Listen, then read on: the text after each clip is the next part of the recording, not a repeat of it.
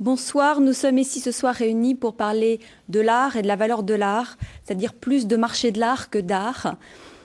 Car les œuvres d'art se vendent en vente publique pour plusieurs dizaines de millions d'euros à des prix incroyables, soit des montants supérieurs au budget que consacrent certains pays à leur programme d'éducation primaire. Alors, comment expliquer de tels prix? Je vous propose de démarrer, avant de démarrer cette discussion, je vous propose de commencer par un petit diaporama de quelques prix en vente publique. Vous avez à l'écran la lionne de Guénol. Alors, c'est une petite figure élamite trouvée en Mésopotamie qui date de 5000 ans. Et cette petite figure de 8 cm a été vendue pour 57 millions de dollars l'année dernière chez Sotheby's à New York, ce qui constitue un record pour une pièce d'antiquité et une sculpture toute époque confondue. Le tableau qui s'affiche maintenant est un nu de l'artiste Lucian Freud qui s'est vendu pour 33 millions de dollars l'année dernière à New York chez Christie's. Et ce prix de 33 millions de dollars représente un prix qui correspond à l'artiste vivant le plus cher en vente publique. Nous passons maintenant à Francis Bacon. Ce triptyque s'est vendu pour 86 millions de dollars l'an dernier chez Sotheby's à New York. Et c'est un record pour une œuvre d'art d'après-guerre et contemporain aux enchères. Nous passons ensuite à Jeff Koons, qui est un des artistes contemporains les plus chers. Le Ballon Flowers que vous voyez, qui est de couleur rose, fait partie d'une série de 5 œuvres de couleurs différentes. Il s'est vendu pour près de 26 millions de dollars l'an dernier à New York chez Christie's, qui est un record pour un artiste vivant né après 1945. Voilà, vous avez une vue de la vente qui était organisée en septembre dernier chez Sotheby's, où 223 œuvres de l'artiste Damien Hirst se sont vendues pour plus de 100 millions de livres sterling, ce qui fait à peu près 140 millions d'euros. Donc c'était une vente très particulière puisque l'artiste a décidé de vendre directement ses œuvres sorties de l'atelier qu'il avait réalisé l'année de la vente directement chez Sotheby's et qui a défrayé la chronique et qui a réalisé des prix assez phénoménaux. Le tableau que vous allez voir maintenant, c'est Le garçon à la pipe de Pablo Picasso. Ce tableau, c'est le record absolu pour une œuvre vendue en vente publique. 104 millions de dollars. C'était chez Sotheby's l'an dernier, à New York également. Enfin, je terminerai par quelques prix parisiens, puisque Guillaume Cherouti m'a demandé d'illustrer quelques enchères parisiennes. Donc, sa maison de vente vendait l'an dernier, en décembre dernier, pour près de 5 millions d'euros, ce divan japonais, un dessin de Georges Seurat, que vous voyez à l'écran, qui est un record pour l'artiste. L'année précédente, en 2007, la maison Sotheby's avait vendu plusieurs œuvres de la collection d'Ormeuil de haute époque, dont une Vierge à l'enfant en ivoire du XIIIe siècle que vous voyez maintenant à l'écran. Cette Vierge avait réalisé 1,5 million d'euros, ce qui est un prix très important pour une œuvre de cette époque. Et enfin, nous terminerons par une Corinthe, qui est une sculpture de Jérôme, qui s'est vendue pour 456 000 euros, toujours à Paris chez Sotheby's en juin dernier, qui était aussi un très très beau prix. Voilà, c'était juste pour illustrer par quelques images notre propos sur le prix et la valeur des œuvres d'art. Et je vais vous présenter mes invités maintenant. Guillaume Cherouti, vous êtes président de Sotheby's France depuis 2007 et vous avez mené l'an dernier, votre maison de vente à la première place des maisons de vente en France. Bravo. Antoine de Galbert, à ma gauche, vous êtes collectionneur d'art contemporain. Vous avez fondé la Maison Rouge à Paris, qui est une fondation reconnue d'utilité publique, qui a ouvert ses portes en 2004. Et dont le but est de promouvoir différentes formes d'art actuel à travers plusieurs expositions temporaires. On peut voir donc à la Maison Rouge actuellement une exposition Warhol TV qui est consacrée aux productions de l'artiste pour la télévision américaine, ainsi qu'une jeune artiste, des installations vidéo de l'artiste Mika Rothenberg. Enfin, Alain Quémin, vous êtes chercheur, professeur de sociologie de l'art à l'université de Paris-Est. Je vais donner d'abord la parole à Guillaume Cherouti. Comment se forment les prix dans le marché de l'art et y a-t-il spéculation? Merci Armelle. D'abord, merci aux Bernardins de m'avoir invité. Je suis très heureux de m'adresser à vous ce soir dans le cadre de ce débat. Je crois qu'il faut peut-être commencer ce débat en rappelant la phrase qu'André Malraux appliquait au cinéma. Il disait « Le cinéma est aussi une industrie ». Et donc je crois que, parlant du marché de l'art, je commencerai par rappeler cette évidence. Le marché de l'art est aussi un marché. C'est un marché particulier parce que s'échangent sur ce marché des objets uniques, des objets qui ne sont pas reproductibles, des pièces rarissimes, et où donc le vendeur se trouve dans une situation particulière, puisqu'au moment où il vend cet objet, même s'il le fait par l'intermédiaire d'une maison de vente, il se trouve en situation de monopole lui-même. Mais néanmoins, c'est un marché, et donc on trouve sur ce marché les attributs ou les ressorts habituels que l'on trouve sur n'importe quel marché. C'est-à-dire qu'il y a des demandeurs, des offreurs, il y a des prix qui se forment en fonction de cette offre et de cette demande, il y a des stratégies qui sont mises en vente pour atteindre le meilleur prix, des démarches commerciales qui sont mises en œuvre par nos maisons ou par des galeries lorsque elles sont les actrices de ces ventes. Il y a naturellement des événements qui sont organisés pour accompagner ces ventes, des expositions, des foires. Tout le monde connaît les grandes foires qui, dans le domaine de l'art, rythment l'année, à la fois les foires d'art contemporain, les manifestations d'art contemporain, qui sont très réputées, à Paris la FIAC, mais également la foire de Bâle, celle qui se tient à Miami, à Londres, ou dans le domaine de l'art ancien, puisque jusqu'à la semaine dernière, une foire très importante se tenait comme chaque année à Maastricht. Le marketing, dans le cadre de ce marché, tient également, comme sur n'importe quel marché, une place très importante. Vous montriez tout à l'heure une image de la vente organisée par notre maison à l'année dernière pour l'artiste Damien Hirst, pour la dispersion des œuvres de l'artiste Damien Hirst. Je n'ai pas peur de dire que nous avons aussi mené cette vente comme une véritable opération de séduction avec des objectifs de marketing bien identifiés, une exposition de plusieurs jours avant la vente qui a réuni plusieurs dizaines de milliers de visiteurs, des expositions itinérantes puisque nous avons présenté une partie des œuvres de l'artiste en Inde avant la vente. Et puis un battage médiatique que nous avons organisé parce que nous évoluons sur un marché. Alors c'est un marché particulier, je le redis, parce que il a une dimension esthétique, une dimension médiatique qui nous interpelle, parce que s'y échangent des objets magnifiques, j'y reviendrai tout à l'heure, mais c'est un marché, et il faut, je crois, le rappeler un peu au début de notre débat. Ce marché, entre 2004 et 2007, il a connu un développement très rapide. Et même dans certains cas, on a pu le dire, entre 2007, la mi-2007 et la mi-2008, un véritable emballement. Et donc, cela a pu, à certains moments, je dirais, un peu bouleverser l'échelle de valeur, placer ce marché dans la situation où il atteint des prix qui frappent, surtout, naturellement, lorsqu'on compare des œuvres anciennes et des œuvres plus récentes, des œuvres d'artistes vivants et des œuvres qui sont passées comme cela dans notre histoire. C'est pour cela que je voudrais insister, après ce premier point de rappel, pour dire que pour bien distinguer, c'est le titre de notre débat, le prix de la valeur, il y a deux éléments qui doivent vraiment être pris en compte. Ces deux éléments sont le temps et la rareté. Le temps est un élément très important car il est naturellement amené à rebattre les cartes.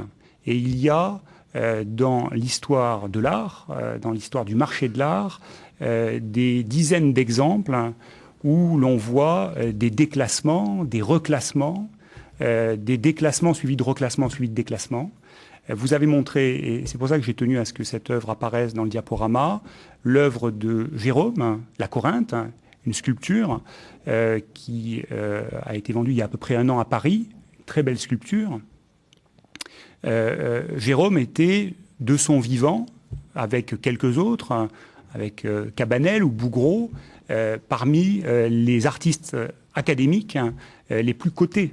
Et de son temps, il a fait fortune, tout comme Bouguereau, tout comme Cabanel. Et puis, à peine disparus. Ces artistes sont tombés dans un certain oubli. Leur académisme a été critiqué comme une forme de conservatisme, hein, et ils ont un peu disparu. Et puis un siècle plus tard, au musée d'Orsay, on les a un peu réhabilités. Et aujourd'hui, on voit, même si les prix atteints par ces artistes ne sont pas comparables à certains autres records que vous avez montrés, on voit que ces artistes retrouvent une cote et sont recherchés par des collectionneurs. Donc l'histoire est un élément très important qui finalement vient complètement effacer les effets ou les surprises qu'on peut avoir lorsqu'on observe une année donnée les résultats des ventes. Il faut toujours se placer dans une perspective plus longue où, encore une fois, le temps viendra rétablir la juste hiérarchie entre les prix qui relèvent du court terme et les valeurs qui, elles, sans doute, relèvent du long terme. La rareté est également un élément très important. La lionne que vous voyez là, la petite lionne de Guénol, est un objet, comme il en passe, très rarement en vente publique. Et donc, cet objet, de ce fait, se trouve d'autant plus recherché. Les collectionneurs qui se disputent un objet comme celui-ci ont une perception très relative de ce qu'est le prix, car pour eux, cet objet est inestimable. Sa valeur ne peut pas être estimée. Est-ce que cet objet vaut 50, 60, 70, 80, 30 millions de dollars? Qui peut le dire? Il est d'une rareté extrême. Le dessin de Seurat, que vous avez vu projeté tout à l'heure, au divan japonais, est un dessin que nous avons eu l'immense privilège de faire découvrir aux visiteurs de notre exposition d'art moderne et impressionniste à la fin 2008. Un dessin comme celui-ci de Georges Seurat n'était pas apparu sur le marché depuis plus de 60 ans. Et nous l'avions estimé à une valeur comprise entre 700 000 et 1 million d'euros, mais à vrai dire, nous ne connaissions absolument pas le prix ni la valeur de ce dessin. Et nous avons eu très vite la certitude qu'il serait très recherché, car il a été très admiré comme étant une œuvre absolument remarquable, comme témoignage du génie de cet artiste. Et lors de l'enchère, plus de 20 enchérisseurs se sont disputés cette œuvre, et finalement, un enchérisseur américain l'a emporté contre un enchérisseur dans la salle allemand après une bataille d'enchères homérique. Voilà une autre illustration de ce critère, la rareté, qui permet encore une fois de distinguer ce qui est un prix qui encore une fois peut subir des variations d'une valeur qui, elle, se construit dans la durée et en fonction de critères objectifs tels la rareté. Enfin, j'aurais pu d'ailleurs aussi vous parler de l'émotion que nous avons eue lorsque nous avons vendu la collection d'objets médiévaux de la collection d'Ormeuil. La Vierge à l'enfant que vous avez vu est un objet qui est exceptionnel, un objet qui a franchi plusieurs siècles pour arriver jusqu'à nous dans un état de conservation prodigieux.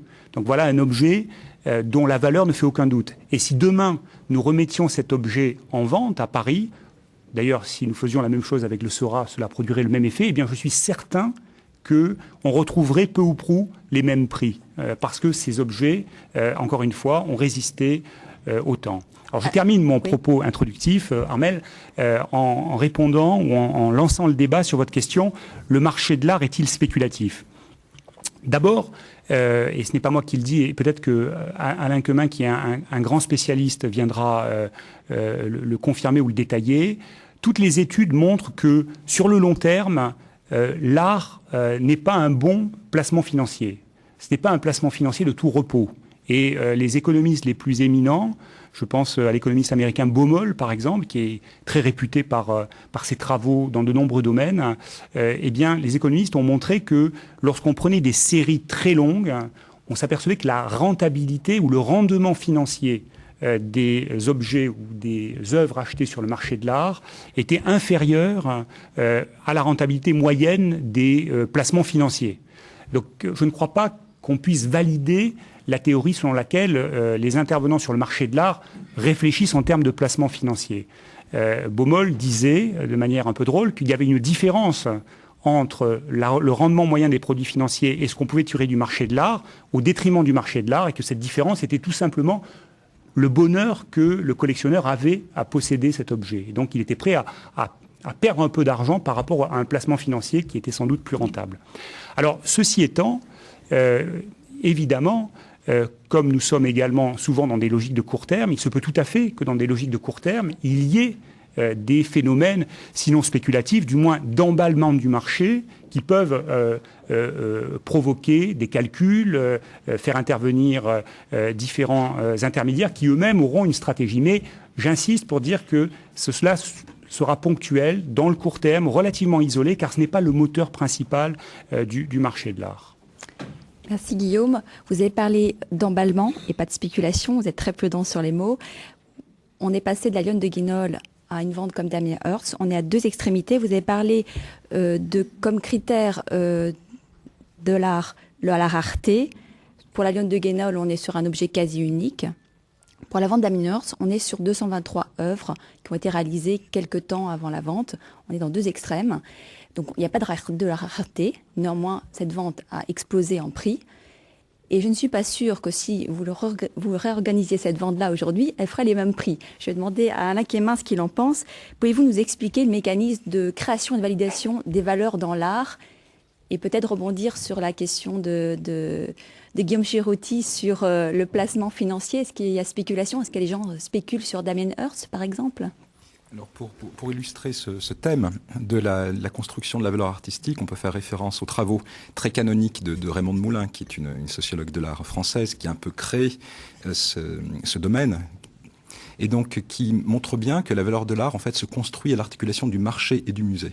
Donc aujourd'hui nous allons parler effectivement essentiellement du marché, mais il est certain à chaque fois qu'il est également nécessaire d'avoir ce double soutien, reconnaissance par le marché d'une part et reconnaissance par le musée, par l'institution d'autre part, pour que les valeurs artistiques soient des valeurs artistiques durables. C'est quand même un petit peu le cas pour Damien Hirst. Donc c'est quelque chose qui peut expliquer également pourquoi ces prix extrêmement élevés ont été atteints par cet artiste-là, ou également par un autre artiste dont la cote est très élevée, comme Jeff Koons.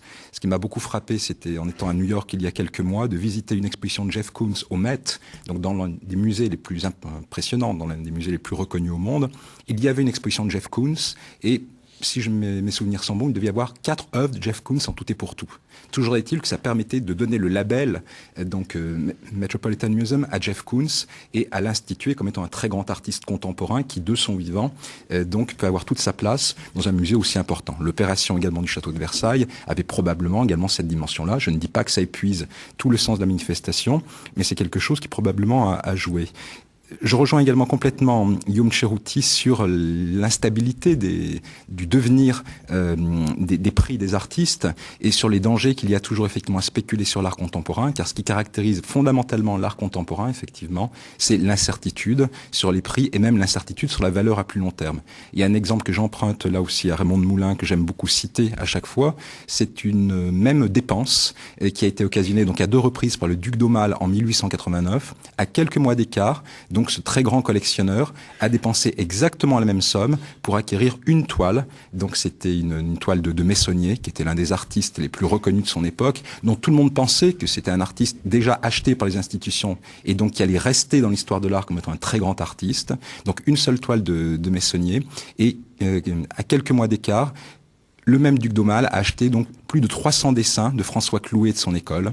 Bien entendu, aujourd'hui, le prix des dessins de Clouet serait incomparablement supérieur, incomparablement plus élevé que la toile de Meissonnier. Toujours est-il, à chaque fois, quand on achète de l'art contemporain, on prend un risque. Effectivement, il y a une très forte incertitude sur les prix.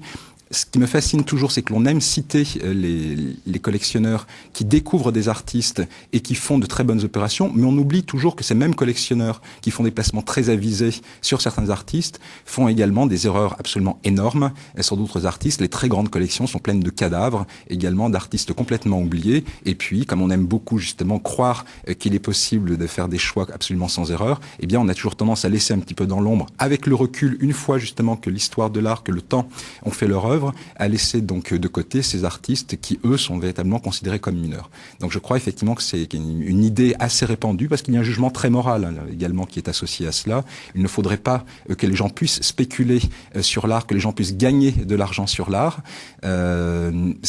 Ce qui me frappe également beaucoup, c'est quand on considère donc l'achat d'œuvres d'art par les entreprises, le jugement moral est radicalement symétrique. C'est là, en revanche, il serait immoral que les entreprises qui constitueraient une fondation, qui constitueraient une collection d'art contemporain, perdent de l'argent. Donc ça, ce sont des croyances sociales extrêmement ancrées. Pour autant, si cela peut rassurer, les travaux des économistes sont assez nets.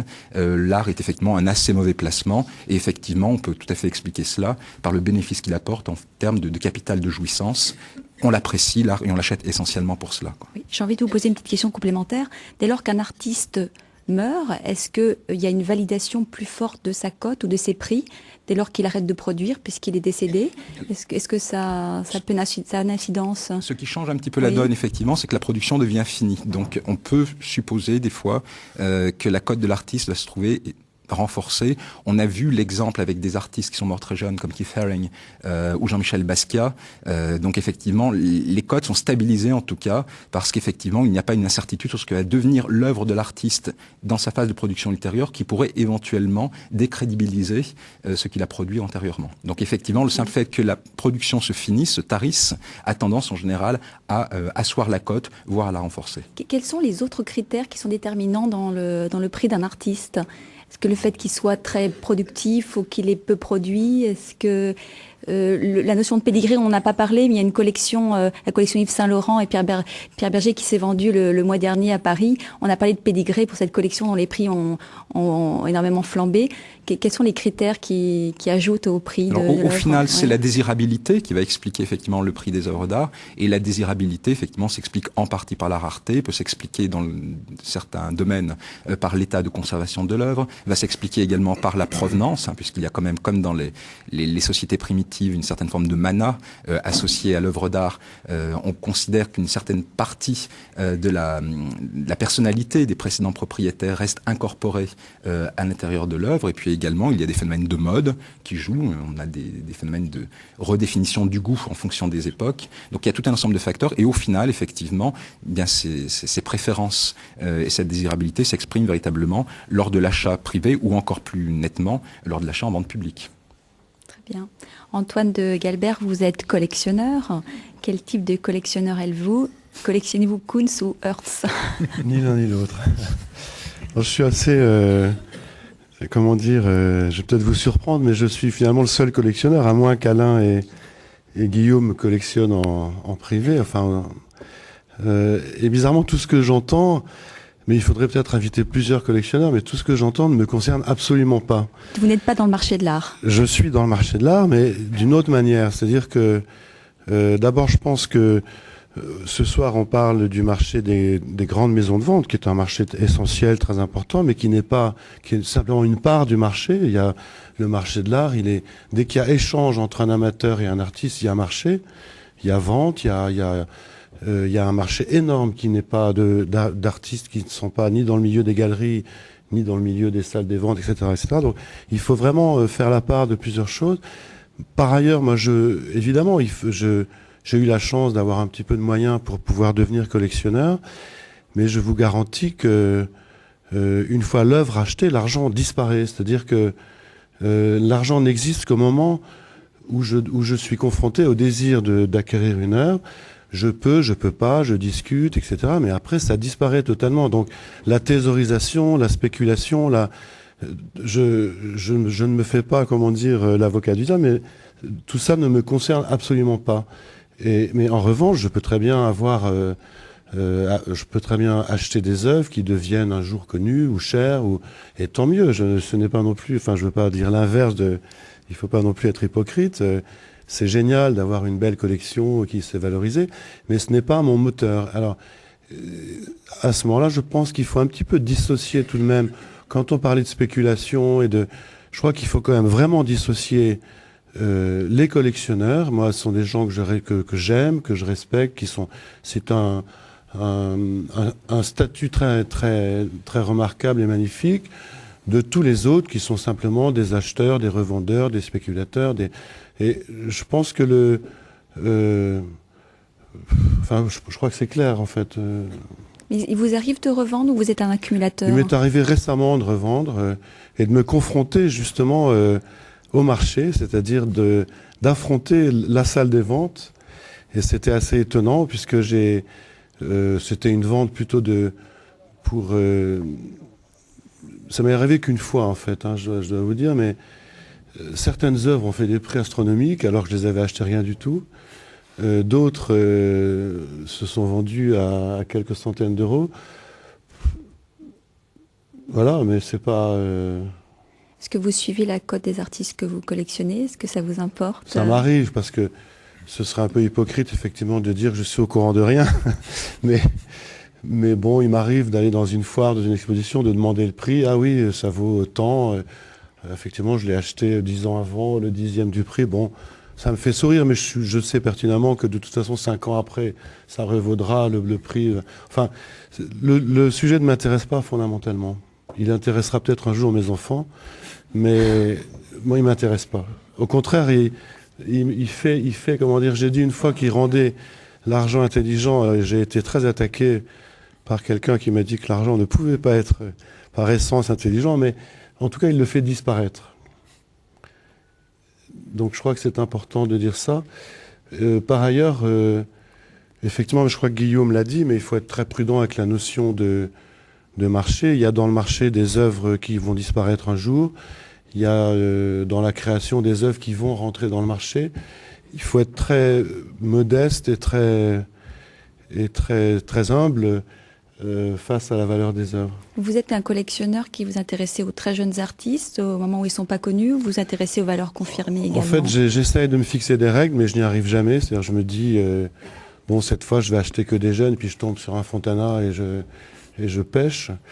Ou inversement. C'est-à-dire qu'en fait, je crois qu'on ne peut pas se fixer de règles. C'est une aventure, c'est une vraie aventure, c'est un mode de vie, c'est une chasse permanente et une obsession permanente. Alors quand je peux, je peux acheter une œuvre chère. Quand je peux pas, je peux pas. Mais c'est pas le prix qui...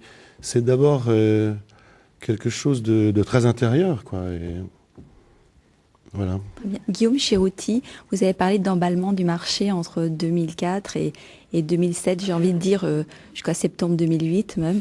Est-ce que vous pensez qu'aujourd'hui, l'art peut être une valeur refuge face à d'autres investissements à risque? On a vu l'arrivée de nouveaux acheteurs ces dernières années, chinois, russes, du Moyen-Orient. Est-ce que ce sont des gens qui vont se retirer? Comment va s'articuler le marché? Est-ce que l'art va être une valeur refuge? L'emballement dont je parlais, on l'a surtout observé dans la dernière partie de cette période. C'est-à-dire que c'est vraiment entre 2007 et la mi-2008 qu'il y a eu effectivement une accélération souvent spectaculaire. Alors, est-ce que tout cela, puisque vous posez la question, est aujourd'hui totalement remis en question? Est-ce que les acheteurs qui étaient là ont disparu? Je ne crois pas. Je crois qu'on est dans une période où il y a un ajustement qui est assez fort, qui est différent selon les domaines. Oui, dans quel domaine, justement? Je crois que je serais en contradiction avec moi-même si je ne vous répondais pas que c'est dans le domaine de l'art contemporain que les ajustements sont les plus forts, puisque Alain l'a expliqué, par définition, il est le domaine de l'incertitude. Et donc, les phénomènes à la hausse qu'on peut observer parfois dans les périodes de fort développement, qui touchent principalement l'art contemporain, eh bien, on les retrouve ensuite aussi sur ce même domaine. À l'inverse, je crois que si on observait encore une fois dans la durée la cote des tableaux anciens ou des objets d'antiquité, on a vu quelques exemples, on verrait que c'est plutôt pour les objets les plus recherchés sur le marché, une histoire qui est linéaire et qui montre encore une fois une augmentation régulière, mais pas les mouvements sinusoïdaux qu'on peut observer peut-être à plus court terme. Alors je voudrais aussi revenir sur la vente Damien Hirst, puisque vous avez posé la question tout à l'heure en disant finalement si on l'observait aujourd'hui, que se passerait-il? D'abord, je voudrais dire que personnellement, je ne sais pas si Damien Hirst est un artiste qui passera à la postérité et si il aura le devenir de Picasso dont on a vu une œuvre ou celui plus chaotique d'autres artistes comme Meissonier dont Alain a parlé, je ne sais pas. Mais je me garde à l'inverse de tout jugement hâtif qui consisterait à dire ce qui a été porté au nu il y a 1 an, même pas 6 mois, le 15 septembre 2008, aujourd'hui ou dans 3 mois ou dans 6 mois ne vaudrait plus rien. Et donc je m'élève un peu en faux contre le jugement hâtif qui consisterait à dire mais Damien Hirst est un artiste totalement surévalué. Je n'en sais rien, je ne le crois pas personnellement. Je pense que, toute proportion gardée, beaucoup des critiques qui ont été faites à l'encontre de cet artiste étaient des critiques qu'on retrouvait à une autre époque à l'encontre d'Andy Warhol, par exemple. Et on voit qu'aujourd'hui, Andy Warhol est un artiste qui est reconnu. En disant cela, vous le validez un peu. Non, je le valide pas. Je dis qu'il faut être humble par rapport à l'observation des phénomènes de son époque. Antoine de Galbert voulait réagir sur la viande Hirst. Je voulais juste réagir sur la surévaluation, mais je pense qu'il est surévalué. Il est absurde dans les périodes spéculatives, dans les périodes de grande circulation d'argent, que des œuvres d'artistes vivants valent si cher, en fait. C'est presque insultant pour les artistes vivants, pour les autres. Et je pense que c'est absolument absurde pour un collectionneur d'acheter des œuvres à ce prix-là. À ce moment-là, il faut mieux acheter un Rembrandt, mais je pense pas qu'il y en ait encore en main privée. Mais vous voyez ce que je veux dire, il y a quelque chose de totalement décalé entre qu'un artiste ait une cote très élevée, pourquoi pas, why not, ça peut être un type d'un très grand talent qui est reconnu de son vivant. Bon, mais quand ça atteint ce genre de prix, ça révèle un problème absurde, quoi, une bulle spéculative. C'est pas possible que, pour moi, d'acheter un artiste comme Damien Hirst à ce prix-là, même si je pouvais, parce que rassurez-vous, je ne peux pas, bien sûr. Alain Quemin, vous avez dit tout à l'heure que vous avez soulevé le rôle des musées dans la validation des prix et de la valeur de l'art. Ce sont vraiment les musées qui donnent le ton, ou est-ce que ce sont les galeries et les grands collectionneurs aujourd'hui qui donnent un peu le ton, qui sont les véritables prescripteurs? Alors effectivement, il y a un ensemble d'acteurs dont les décisions vont être déterminantes sur la reconnaissance de la valeur donc financière et esthétique des artistes. Et c'est vrai que ce qui est parfois un petit peu nouveau depuis maintenant une dizaine, une vingtaine, une trentaine d'années, mais le phénomène s'accélère de plus en plus, c'est que les différentes positions sont parfois occupées simultanément par certaines personnes. On voit notamment par exemple dans le système américain que des collectionneurs importants siègent également dans le boards des grands musées, et donc les décisions institutionnelles sont en partie influencées par les décisions qui sont elles-mêmes liées au marché et réciproquement. Donc c'est vrai que le monde de l'art, il est difficile de l'étudier de façon complètement segmentée, voir le marché d'un côté, les institutions de l'autre, et que l'on comprend beaucoup mieux, par exemple pour des artistes comme Hirst, comme Kunz, pourquoi ils peuvent avoir des prix aussi forts, aussi faramineux même, justement parce qu'ils sont des artistes très reconnus sur le marché, mais également très soutenus par les institutionnels. Comment vous expliquez l'absence ou la quasi-absence des artistes français dans le grand palmarès des artistes contemporains très cotés sur le marché de l'art? Est-ce qu'ils sont moins valeureux, moins talentueux que les autres? Alors là, Armel, vous me poussez dans mes dadas habituels. Bon, je pense qu'il y a effectivement des raisons objectives qui font déjà que les collectionneurs, effectivement, lorsqu'ils achètent, s'intéressent aux artistes pour leur œuvre en tant que telle, mais qu'il y a toujours également un facteur relativement inconscient qui est la nationalité des artistes. À la fois, on cherche à ne pas en tenir compte, d'une certaine façon même, on la conteste, cette décision donc qui tiendrait compte de la nationalité des artistes, et pour autant, on sait que les artistes français coûtent moins cher que les artistes américains, coûtent moins cher que les artistes allemands, et donc je pense déjà qu'il existe un frein psychologique à payer un artiste français, par exemple, 100 000 euros, 200 000 euros, alors que ce sont des sommes, bien entendu, et que l'on dépenserait le cœur léger pour des artistes allemands ou des artistes américains. Et puis je pense également que les artistes français, dont la production est quand même extrêmement diversifiée dans notre pays, est beaucoup filtré dans ce qui est montré à l'étranger, et peut-être que ce que nous montrons beaucoup à l'étranger ne correspond pas forcément toujours à ce qui est le plus facile à faire accepter par les institutions et le marché hors de France. Alors je pense qu'il y a des raisons pour cela qui font qu'en France on a tendance souvent à soutenir davantage un art qui est difficilement vendable, pour des raisons probablement de sensibilité culturelle, et puis également c'est un raisonnement qui est assez généreux. On a tendance effectivement à compenser. Ce qui est très amusant, c'est de regarder quels étaient les artistes français qui étaient très légitime dans notre pays dans les années 70. Les artistes français les plus légitimes à l'époque étaient Yves Klein, qui lui a quand même été fortement consacré par les Américains davantage que par les Français, mais également des artistes comme Vasarely, comme Armand, comme César, qu'en France nous avons quand même largement laissé tomber au niveau institutionnel, justement parce qu'ils avaient un marché et parce que du coup ils apparaissaient comme étant trop commerciaux.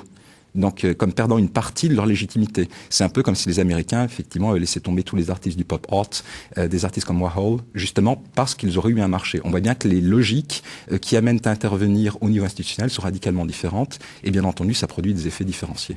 Maintenant, c'est complètement différent. Il y a une connivence entre les différents acteurs du marché. Vous l'avez expliqué, nos institutions, galeries, collectionneurs, et puis...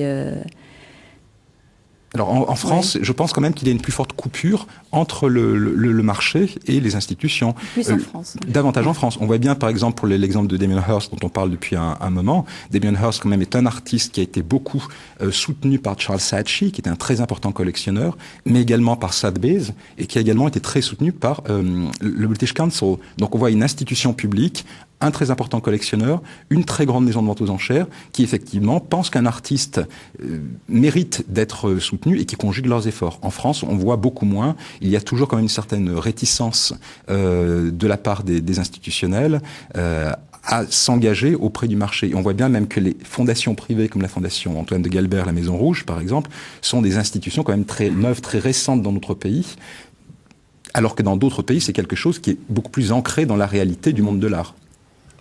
Je pense aussi qu'il faut quand même corréler la cote des artistes internationaux avec le fait qu'ils sont anglo-saxons, libéraux, protestants souvent. Et on vit, nous, dans un pays où le tissu privé des collectionneurs est encore faible, malgré François Pinault, quelques personnes comme ça. Mais en moyenne, il y a que quelques dizaines de personnes qui peuvent insuffler du dynamisme à travers des collections privées. Et contrairement aux autres pays où les systèmes culturels publics sont organisés à travers les collections privées. Donc je pense que pour qu'il y ait des cotes importantes, il suffit pas qu'il y ait des politiques culturelles. On peut voir d'ailleurs certains pays qui ont aucune ou très peu de budget public, comme l'Autriche à l'époque, ou les pays anglo-saxons, ont généré des mouvements artistiques et des très grands collectionneurs qui venaient pallier qui venaient remédier à cette carence. Et donc, il faut attendre un petit peu, peut-être. C'est pas seulement une histoire de l'art, mais il faut attendre un petit peu que la sociologie culturelle française évolue, que l'État lâche du lest, que l'État permette aux collectionneurs de mieux se développer, en les aidant, pourquoi pas, en les aidant fiscalement, why not, hein, c'est tout à fait possible. Et voilà, il y a une autre chose aussi quand même, mais c'est vrai qu'on n'a pas le droit de parler d'art dans ce débat, mais juste une petite phrase. Oui. Les artistes français sont très intelligents, et peut-être trop. C'est-à-dire que le complexe de supériorité qu'on a en France sur le plan culturel est sans doute un frein à l'exportation de nos œuvres. Vous êtes intéressé. On a observé ces dernières années aussi une montée des prix, je parle encore de prix, dans l'art chinois. Également, les artistes indiens et du Moyen-Orient sont très fortement montés en vente publique. Antoine, vous êtes intéressé à ce type d'artistes qui ont aussi envahi les galeries occidentales? Non, moi je refuse tout nationalisme en art et tout drapeau. Mais évidemment, dans ma collection, j'ai quelques artistes chinois. Donc, il y a des artistes formidables en Chine, mais je ferai jamais une expo d'art chinois. J'ai fait une expo d'art russe, mais qui était historique, qui n'était pas liée totalement au marché récent. Mais je pense pas parce qu'après, maintenant, ce sont les Indiens. Après, ça sera les Indonésiens, les Papous. Et donc, à chaque fois, il faut nourrir ce marché de manière absurde et artificielle. Moi, je suis assez contre, mais je comprends tout à fait que le marché s'organise. Il y a aussi une autre explication, c'est que le marché va là où est l'argent. C'est quand même très clair. Moi, si j'avais une galerie d'art, j'en ai une, mais il y a très longtemps, si j'étais président d'une maison de vente, j'irais vendre des œuvres dans le Golfe Persique ou à Pékin. Donc ça, je suis pas compétent pour juger de ça, mais il y a des grands artistes dans le monde entier, mais dès qu'on parle de nationalisme, pour moi, ça n'a plus aucun sens, quoi. Justement, Guillaume Cheruti, votre maison de vente a commencé ses premières ventes à Doha ce mois-ci. Donc, vous intéressez au marché de l'art du Moyen-Orient et également à l'art contemporain du Moyen-Orient. C'est pas un peu spéculatif, ça? Non, pourquoi? C'est vous qui êtes la commentatrice de ce marché. C'est une question. En tant que journaliste. Moi, je ne le crois pas. Je crois que, effectivement, ces dernières années, on a vu émerger de nouveaux collectionneurs. Il y a des collectionneurs en Chine, en Russie, en Inde, en Indonésie, dans les pays du Golfe, qui sont entrés sur ce marché et qui ont manifesté un appétit de collectionner. Donc c'était un phénomène nouveau et donc nous devons d'aller à la rencontre de ces collectionneurs aussi. Donc c'est la raison pour laquelle, pour répondre à votre question, nous avons organisé une vente à Doha récemment et puis nous organisons des ventes également à Hong Kong. Et ces ventes rencontrent des collectionneurs. Alors ensuite, la crise économique et financière que nous rencontrons, que nous traversons, évidemment a un effet. C'est-à-dire que là encore, des collectionneurs disparaissent, sont moins présents, sont moins enclins à acheter, sont plus prudents. Mais je crois que cette installation de notre maison est durable. Et nous avons le souci, encore une fois, et je reviens un peu sur ce que disait Antoine tout à l'heure, nous avons le souci de distinguer le court terme du long et moyen terme. Nous savons que le marché, et c'est l'histoire des cycles qui interviennent sur tous les marchés, le marché, à un moment donné, est au sommet, puis ensuite se rétracte. On a déjà vécu ça entre 90 et 92, et puis c'est reparti progressivement. Et puis ensuite, il y a eu cette poussée en 2004-2007. Là, le marché revient encore une fois un peu en arrière, mais ce n'est pas un mouvement général, ce n'est pas un phénomène uniforme selon les disciplines. Nous savons que, encore une fois, l'art contemporain traditionnellement subit des ajustements plus forts. Donc voilà, je ne pense pas que notre présence à Doha ou à Hong Kong soit guidée par la volonté de faire un coup spéculatif dans ces zones. Mais vous reconnaissez qu'il y a des marchés nationaux qui sont de plus en plus forts, oui, très orientés. Bien sûr. Vous avez organisé une première vente d'art turc à Londres aussi il y a un mois ou deux. Donc vous visez des marchés émergents avec qui achètent de l'art turc ou du Moyen-Orient ou chinois. Oui, il y a de le marché est structuré comme ça aussi. Il y a de plus en plus dans ces pays de personnes qui investissent leur argent. Qui sont fortunés, qui font monter les prix sur les artistes. Pas seulement. J'aimerais vous dire également que ces dernières années, nous avions développé des ventes dites de nationalité à Londres. Donc il y avait des ventes d'art russe, mais également d'art grec, d'art scandinave, tout simplement parce qu'il y a des collectionneurs dans ces pays qui s'intéressent à la création artistique de leur pays, qui la découvrent, qui la redécouvrent. Et donc, je trouve que c'est plutôt intéressant, salutaire de voir des collectionneurs qui arrivent, qui défrichent aussi de nouveaux domaines qui n'avaient pas été explorés. Alain Quémin, vous voulez ajouter un mot sur... pour confirmer totalement, aller dans le même sens que Guillaume, il est certain qu'il existe des pays dans lesquels les collectionneurs s'intéressent de façon assez nationaliste fortement à leurs propres créateurs, et c'est un peu probablement une faiblesse de la France.